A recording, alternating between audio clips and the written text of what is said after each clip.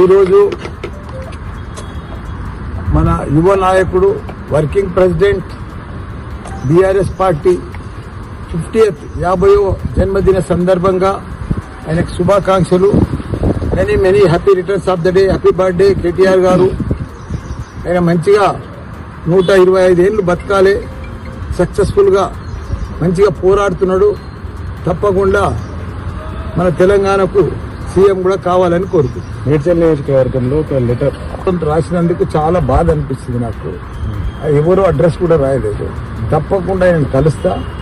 నేను ఆయన బాధ అంతా నేను పార్టీలకి వెళ్ళి మారుతున్నాను. బాధ అది రాసిండు. నాకు కూడా బాధ అనిపించింది.